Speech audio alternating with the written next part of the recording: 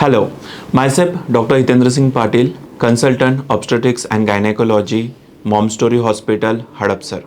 So let's talk about male infertility. It's not always her fault. So in India, pregnancy होना या ना होना ये हमेशा वुमन का फॉल्ट होता है, ऐसे बिल्कुल नहीं है. इन 40 to 55% of the cases infertility mail factor की वजह से होती है, मतलब मेल की वजह से होती है. मेल फैक्टर्स मतलब poor sperm count, then poor motility of the sperm, then abnormal sperm, infection, lifestyle problems, hormonal problem and varicocele इसकी वजह से हो सकती है. दैट्स वाई अगर इनफर्टिलिटी हो रही है तो हमेशा वुमेन को ब्लेम करना ये अनफेयर भी है एंड मेडिकली इनकरेक्ट भी. सो लेट्स सी मेल के साइड से फर्टिलिटी मतलब प्रेगनेंसी होने के लिए कौन से फैक्टर इंपॉर्टेंट होते हैं. तो first one is healthy sperm production. Male के टेस्टिस में स्पर्म का प्रोडक्शन होता है, वो अच्छी तरीके से अगर नहीं हुआ तो इनफर्टिलिटी हो सकती है. Second one is sperm quality, मतलब जो स्पर्म बन रहे हैं उनकी संख्या, उनका मोटिलिटी मतलब उनकी मूवमेंट, देन उनकी मॉर्फोलॉजी मतलब उनका आकार और बनावट कैसे है, ये WHO के नॉर्मल क्राइटेरिया के अराउंड होने चाहिए. Third one is ejaculation, a proper ejaculation. Ejaculation मतलब जो स्पर्म बने हैं और जो वीर्य बना है वो सही टाइम पर सही दिशा में और पूरी तरीके से बाहर आना, इसको गुड इजैकुलेशन बोलते हैं and it is important for the fertility purpose. अगर इन स्टेप्स में कोई भी स्टेप में अगर प्रॉब्लम है तो आपको प्रेगनेंसी नहीं हो सकती. लेट्स सी स्पर्म के रिलेटेड क्या क्या प्रॉब्लम हो सकते हैं. First one, low sperm count, मतलब जो स्पर्म है उनकी संख्या कम होना. लो मोटिलिटी मतलब वो अच्छी तरीके से उनकी मूवमेंट नहीं होना और फॉरवर्ड मूवमेंट नहीं होना. देन नो स्पर्म मतलब जो वीर्य आया है उसमें कोई स्पर्म नहीं मिलना.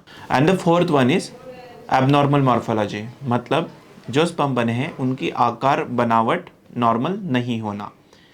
लेट्स सी हार्मोनल प्रॉब्लम क्या आ सकते हैं. The first one is low testosterone level. The second one is pituitary, जो ग्लैंड यहाँ पे होती है उसका प्रॉब्लम होना, जिसकी वजह से LH और FSH नाम के हार्मोन का प्रोडक्शन अच्छे से नहीं होना. थायराइड प्रॉब्लम मतलब जो ये ग्लैंड होती है यहाँ से पर्टिकुलर हार्मोन्स निकलते हैं which affects the formation motility of the sperm which can affect your fertility. Infection मतलब जंतु संसर्ग.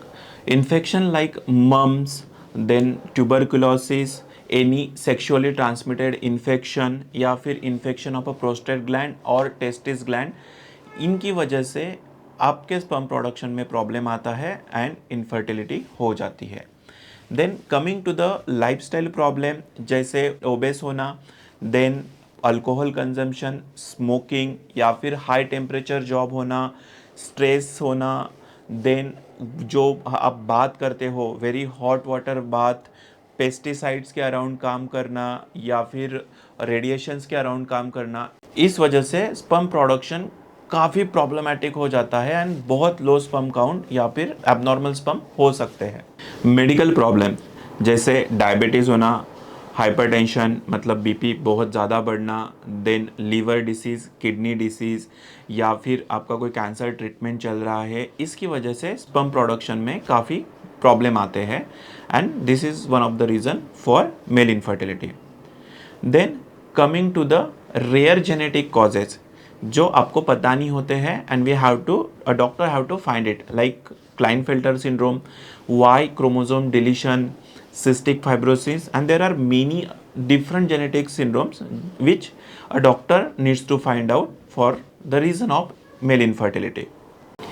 एंड मोस्ट इम्पॉर्टेंट प्रॉब्लम्स जिसके बारे में लोग बात नहीं करते हैं और जो टैबू समझा जाता है, जैसे कि इरेक्टाइल डिसफंक्शन या फिर डिक्रीज सेक्सुअल डिज़ायर मतलब सेक्स करने की इच्छा ना होना, then coming to the small testis size या फिर टेस्टिस में पेन होना, ये सारी चीज़ें आपके प्रेगनेंसी को हैम्पर कर सकती है. सो हमेशा फीमेल को चेक करना ये मेडिकली इनकरेक्ट है और इसकी वजह से आपके मनी एंड टाइम दोनों का वेस्टेज होते रहता है। कमिंग टू द कंक्लूजन, जितना फीमेल को चेक करना इंपॉर्टेंट है उतना ही मेल पार्टनर को चेक करना इंपॉर्टेंट है। So for more information you can visit mom story Sahyadri hospital Hadapsar branch. Thank you.